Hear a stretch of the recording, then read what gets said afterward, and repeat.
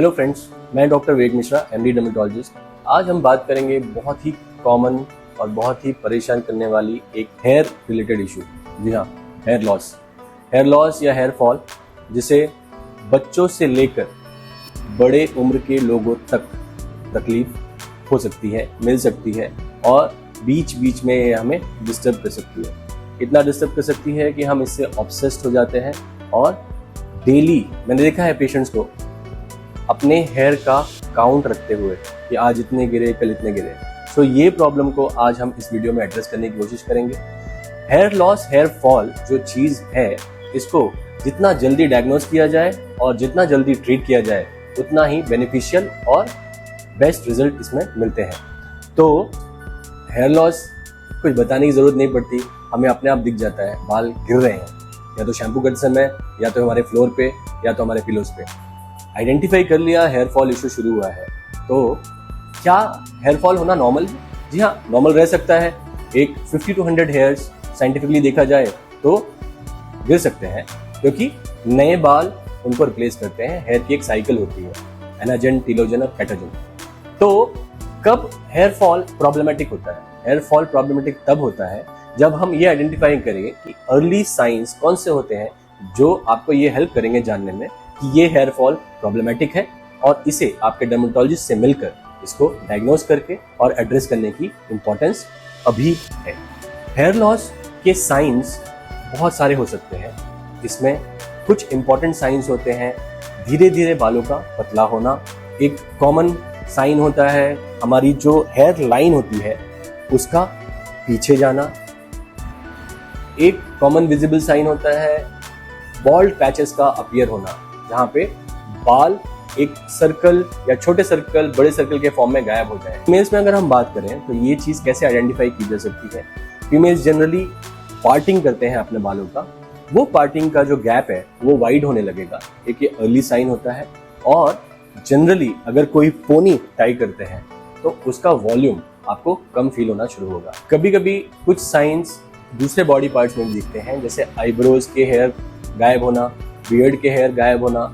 ये कुछ additional factor हैं जो आपको हेल्प कर सकते हैं समझने में कि ये प्रॉब्लमेटिक हेयर फॉल है। कुछ छोटे साइंस होते हैं, जैसे कि आपके स्कैल्प में रेडनेस डेवलप होना, इचिंग डेवलप होना, स्केलिंग डेवलप होना, और उसके साथ बालों का गिरना।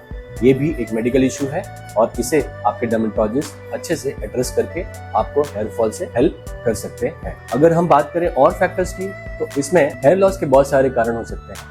मेरे पास जब पेशेंट हेयर फॉल के लिए आते हैं या हेयर लॉस के लिए आते हैं, मैं समझता हूँ कि उनका बैकग्राउंड कैसा है, उनकी लाइफस्टाइल कैसी है। इसके अलावा जैसे विजिबली अगर मैं देखूँ पैचेस हैं तो एलोपेशिया होने के चांसेस ज़्यादा होते हैं। तो आइए समझते हैं एक डर्मेटोलॉजिस्ट कैसे हेयर लॉस प्रॉब्लम को समझने में हेल्प करते हैं। बहुत सारे ऐसे फैक्टर्स रहेंगे जो हमारे लाइफस्टाइल फैक्टर्स होते हैं, जिसमें करंट स्ट्रेस या कोई हार्मोनल इम्बैलेंस, आपका फ्रीक्वेंट ट्रैवलिंग जिसकी वजह से वाटर चेंज होगा, वाटर चेंज की वजह से आपका हेयर फॉल हो सकता है। स्कैल्प इश्यूज, जैसे कि कोई फंगल इन्फेक्शन हो गया, स्कैल्प सोरियासिस हो गया, या फिर आपकी रिसेंटली कोई कैंसर की ट्रीटमेंट हुई हो, कोई रेडिएशन थेरेपी चली हो, कुछ दवाइयाँ चली हो जिसकी वजह से हेयर फॉल हो सकता है। आप मेडिकली देखे जाएं तो बहुत सारे ऐसे कारण हो सकते हैं, इसलिए डर्मेटोलॉजिस्ट से चेक कर अंडरस्टैंड कर उस पर्टिकुलर कारण को एड्रेस करना बहुत ही इंपॉर्टेंट स्टेप होता है हेयर फॉल को रोकने में। और भी बहुत सारे कारण हैं, इसमें से मेन कारण जो आजकल बहुत ज़्यादा एक्टिव है वो है हेरिडिटरी हेयर लॉस। हमारी रॉन्ग लाइफस्टाइल और wrong food habits and accumulated stress, it causes activation of genetic factors, जिसकी वजह से हेयरलाइन रिसीड करती जाती है और बाल पतले होते जाते हैं और बाल बॉल्डनेस में कन्वर्ट होते हैं। ये एक बहुत ही अहम कारण है जो आजकल लोगों को अफेक्ट काफ़ी मात्रा में कर रहा है। इन सारे कारणों का एक प्रॉपर अंडरस्टैंडिंग लेना और उन्हें एड्रेस करना ट्रीटमेंट का सबसे महत्वपूर्ण हिस्सा है। थायराइड डिजीज एक कॉमन कारण है। इसके अलावा बहुत बार पेशेंट्स बहुत सारे सप्लीमेंट्स लेते हैं। आपको पता होना चाहिए कि सप्लीमेंट्स की एक पर्टिकुलर रिक्वायरमेंट है। अगर आप डेफिशिएंट हैं तो आप सप्लीमेंट ले सकते हैं, अदरवाइज एक्स्ट्रा सप्लीमेंट्स भी बालों को गिरने में हेल्प करते हैं। जैसे बहुत सारे लोग विटामिन ए एक्स्ट्रा लेंगे, सेलेनियम एक्स्ट्रा लेते हैं। ये फैक्टर्स अगर ज़्यादा बॉडी में एक्यूमुलेट होते हैं तो बाल आपके गिरेंगे।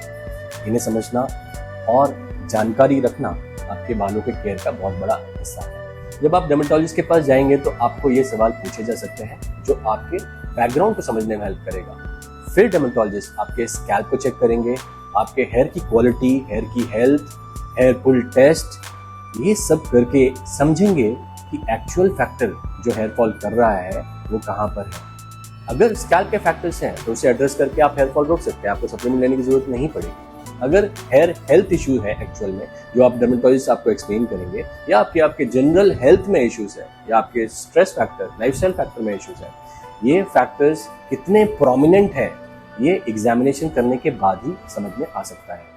तो इन शॉर्ट अगर मैं कहूँ, बालों के केस में कोई भी एक फैक्टर इंपॉर्टेंट नहीं होता, कोई भी एक कारण इंपॉर्टेंट नहीं होता। मल्टीपल कारण एक साथ जब एक्टिवेट होते हैं तब जाके आपको एक प्रॉब्लमेटिक हेयर फॉल या हेयर लॉस शुरू होता है। इसे आइडेंटिफाई करने में आपको डर्मेटोलॉजिस्ट जो एक्सपर्ट होते हैं वो हेल्प करेंगे, और इसे ट्रीट करने में भी वो हेल्प करेंगे। जितना जल्दी आप ये समझेंगे क्या कारण है और जितना जल्दी आप ट्रीटमेंट लेंगे, उतनी आपकी ये प्रॉब्लम छोटी रहेगी और एड्रेस की जा सकती है। Thank you very much.